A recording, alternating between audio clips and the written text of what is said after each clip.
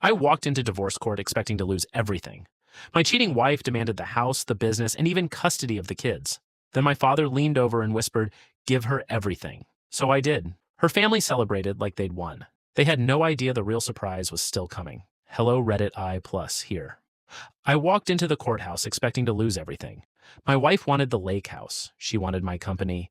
She wanted sole custody of our children.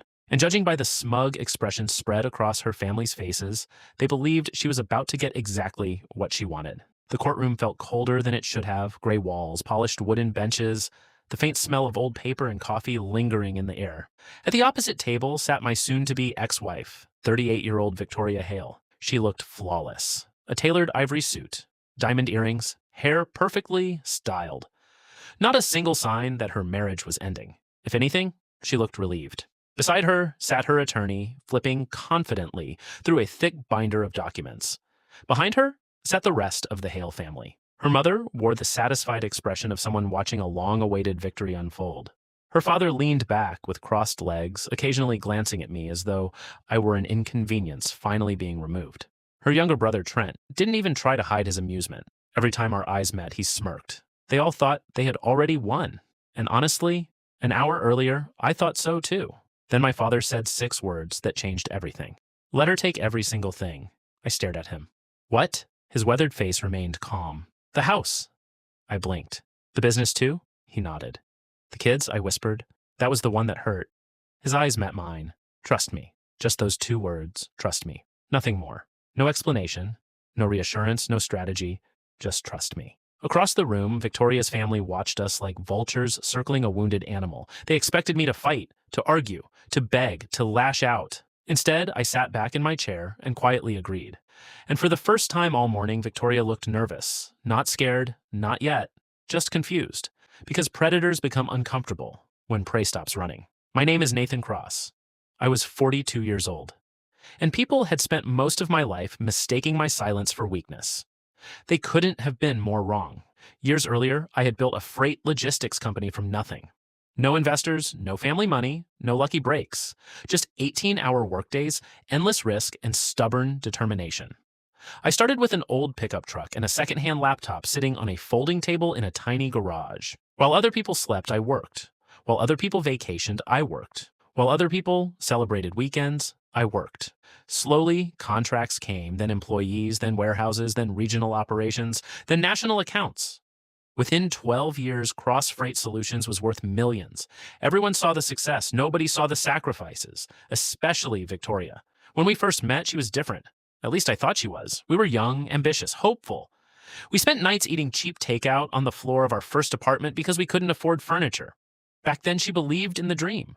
Or maybe she just believed in the version of me that hadn't succeeded yet. It's hard to tell the difference in hindsight. The changes happened gradually. So gradually, I almost missed them. The first signs weren't affairs, they were moments, small moments, tiny cuts that seemed harmless until they became scars. At dinner parties, she interrupted me constantly. If I told a story, she'd correct details nobody cared about. If I shared an opinion, she'd laugh before responding. Guests usually chuckled awkwardly. I did too. What else was I supposed to do? When people complimented the company, Victoria referred to it as our business. The reality was different. She hadn't worked there in nearly 11 years. She didn't know our employees, didn't know our clients, didn't know our financial reports. Yet she accepted praise as if she had helped build every brick. Her family encouraged it every single time. Victoria always had the brains, her father would joke. "You're lucky she picked you," Trent would add. Everyone laughed, everyone except me. At first I ignored it, then I tolerated it. Eventually, I simply expected it. The worst part wasn't the insults, it was Victoria's silence. She never defended me, not once. As years passed, she began joining them. That hurt more than anything her family ever said. The realization that your spouse has stopped standing beside you is like watching a bridge collapse, one plank at a time. You don't notice it until you're falling. Then came the secrets, late-night phone calls, sudden business trips, text messages hidden behind locked screens, smiles that appeared after notifications arrived, a new perfume, a new wardrobe, a new attitude. I noticed all of it. I just didn't want to believe it. Nobody wants to be the fool in their own marriage. For months, I convinced myself I was imagining things. Stress, work, distance. Anything except the truth. Then one Tuesday evening, the truth parked itself directly in front of me. I had finished a client meeting early. I was driving home when I spotted Victoria's car outside a luxury hotel, 40 minutes from where she claimed she'd be. At first, I thought there must be a mistake. Then I saw her. She stepped out of the lobby laughing, holding hands with another man, not a colleague, not a friend, not someone she could explain away. A man, tall, expensive suit, confident smile. The kind of smile worn by people who think consequences belong to other people. I sat in my truck and watched them, watched him kiss her, watched her kiss him back, watched her climb into his car. And just like that, 14 years of marriage shattered. Strangely, I didn't feel rage. Not immediately. I felt empty. Like someone had reached inside my chest and removed something vital. I drove home, sat alone in the dark, and stared at the wall until sunrise.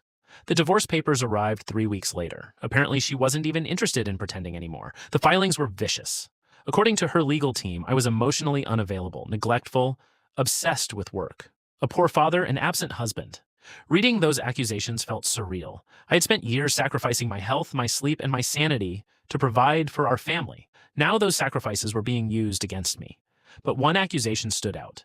Victoria sought sole custody of our children, 12-year-old Mason, 9-year-old Ava. That was the moment this stopped being about money. Because I could replace money, I could rebuild businesses, I could buy another house. But nobody takes my children. Nobody.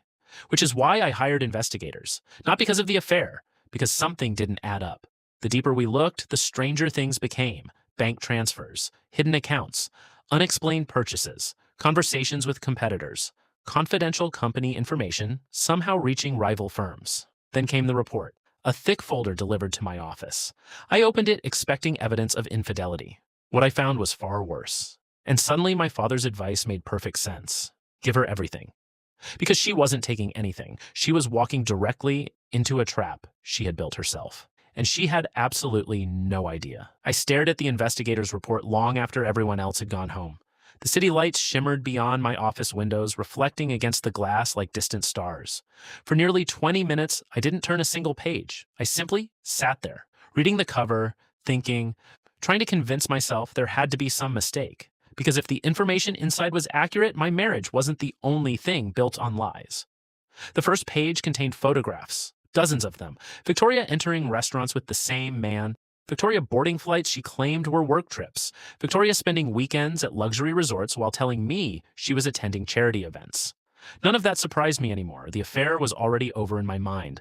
The next section did: financial records, private bank accounts, transfers, large transfers, amounts that made my stomach tighten. $5,000, $10,000, $25,000, $40,000, month after month, year after year. The money wasn't being spent, it was being moved, hidden, relocated carefully, systematically. And the destination account belonged to someone named Elias Grant, the man from the hotel, the man she'd been sleeping with, the man who, according to the report, worked as chief operations director for one of our largest competitors. I leaned back, slowly. My pulse quickened. The room suddenly felt smaller. Then I reached the final section. That's when everything changed. The investigator hadn't simply tracked Victoria. He'd tracked Elias, too. And Elias wasn't just her lover. He was using her. For nearly 11 months, confidential company information had been flowing directly from my house to his office. Client lists, projected bids, expansion plans, contract negotiations, internal forecasts, information worth millions. My hands tightened around the report. This wasn't an affair anymore. This was corporate espionage. And Victoria had willingly participated. The following morning, I drove straight to my father's house. He was sitting on his porch, drinking coffee when I arrived. The old farmhouse hadn't changed in decades, neither had he. At 71 years old, Arthur Cross possessed a calmness that made other people uncomfortable.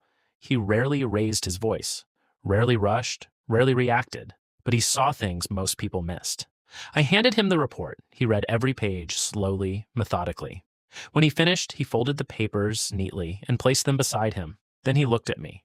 "Now, do you understand?" I nodded. "She's destroyed herself." He took another sip of coffee. "No." I frowned. "What do you mean?" His eyes remained fixed on the horizon. "She thinks this is about divorce." A long pause. "It isn't." The realization settled over me. Victoria believed the courtroom was the battlefield. She had no idea the real fight existed somewhere else entirely, and she had already lost it. 3 weeks later, mediation began. Victoria arrived looking more confident than ever. The confidence of someone who believed victory was inevitable.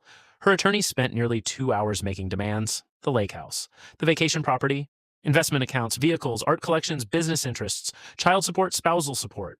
Almost everything. Every request was larger than the last. Her family looked delighted. Trent practically vibrated with excitement. Every time a new demand was listed, his grin widened. Finally, the mediator turned toward me. Mr. Cross? Everyone waited. Victoria folded her arms. Her attorney adjusted his tie. Her parents leaned forward. They expected resistance. They expected negotiation. They expected war. Instead, I nodded. Agreed. Silence. The mediator blinked. Excuse me? I agree. Victoria's attorney looked confused. You're agreeing to the property division? Yes.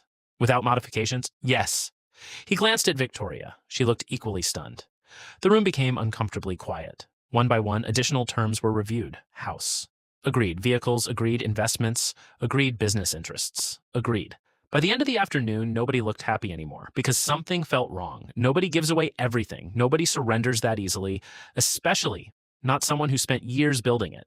When the session ended, Victoria followed me into the parking garage. Her heels clicked sharply against the concrete floor. What are you doing? I turned. What do you mean? Her eyes narrowed. You're planning something.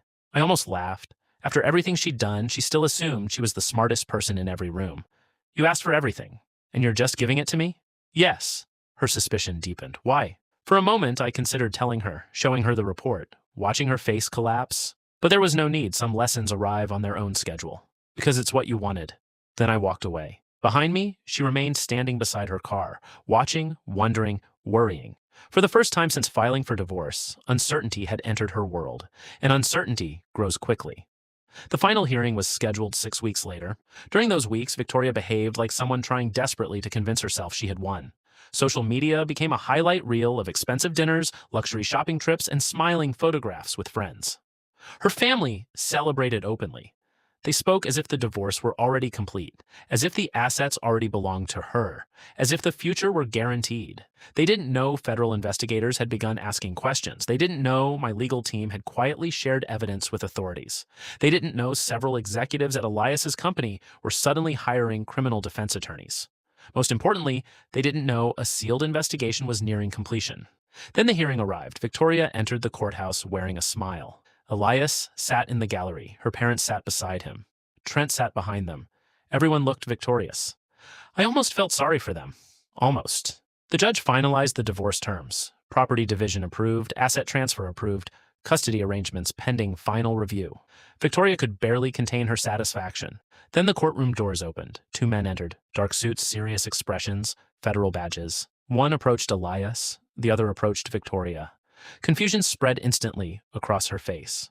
The entire room froze. Victoria Hale? Her smile disappeared. Yes? We need to speak with you regarding an ongoing investigation involving theft of proprietary corporate information, financial fraud, and conspiracy. Every drop of color vanished from her face. Elias stood suddenly. One of the agents turned toward him. Mr. Grant, sit down. The courtroom erupted into whispers. Victoria looked toward her attorney, then toward her parents, then toward me. Finally, she understood. Not everything, just enough. Enough to realize the divorce had never been the danger. Enough to realize she'd been celebrating while walking toward a cliff. And enough to know that the fall had finally begun.